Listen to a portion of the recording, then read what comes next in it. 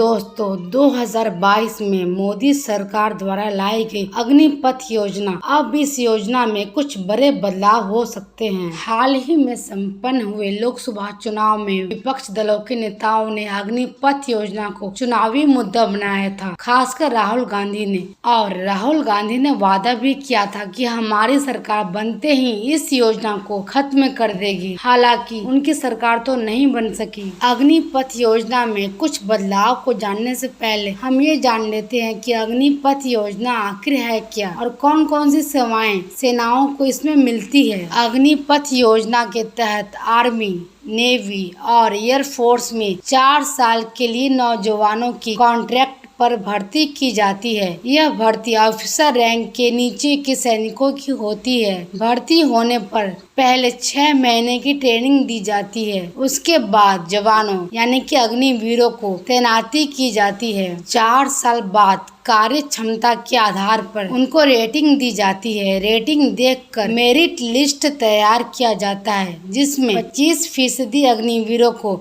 सेना में परमानेंट कर दिया जाता है। बाकी जवान वापस आकर कोई और नौकरी या फिर अपना कारोबार करते हैं। अग्निवीर बनने के लिए आपकी जो उम्र है 17.5 साल से 21 साल तक की होनी चाहिए और शिक्षा 10वीं पास होनी चाहिए।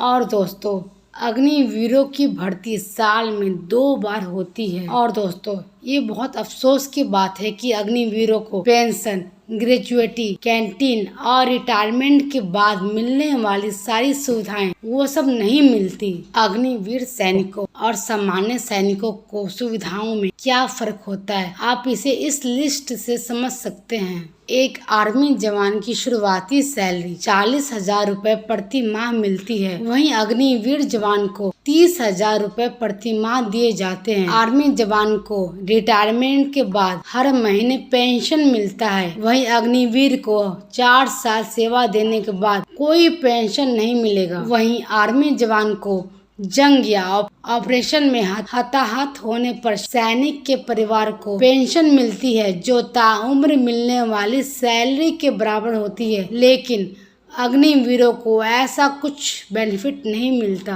परमानेंट सैनिक को हर साल सेवा के लिए 15 दिन की ग्रेजुएटी मिलती है, लेकिन अग्निवीरों को ऐसा कोई बेनिफिट नहीं मिलता। और दोस्तों अग्निवीर जवानों को कैंटीन की भी सुविधा नहीं मिलती। दोस्तों हो सकता है कि इस साल अग्निपथ योजना में कुछ बदलाव हो जाएं, जैसे अग्निवीर सेना भर्ती के लिए आयु सीमा 17.5 से 21 साल से बढ़कर 23 साल हो जाए और 4 साल पूरा करने के बाद नियमित सेवा में शामिल होने वाले अग्निवीर जवानों का प्रतिशत 25 से बढ़ाकर 60 या 70 हो जाए। अग्निवीरों की सेवा अवधि 4 साल से बढ़कर 7 या 8 साल हो जाए। प्रशिक्षण के दौरान भी विकलांगता के लिए अनुग्रह राशि भी दी जानी चाहिए। अगर किसी अग्निवीर जवान की जंग में मौत हो जाती है तो उसके परिवार को निर्वाहित भत्ता मिलना चाहिए। और दोस्तों एक पेशेवर एजेंसी हो जो अग्निवीरों को उनकी सेवा अवधि समाप्त होने के बाद भविष्य में नौकरियां खोजने में मददगार हो। भाजपा ने इस लोकसभा चुनाव यानी कि 2024 में 400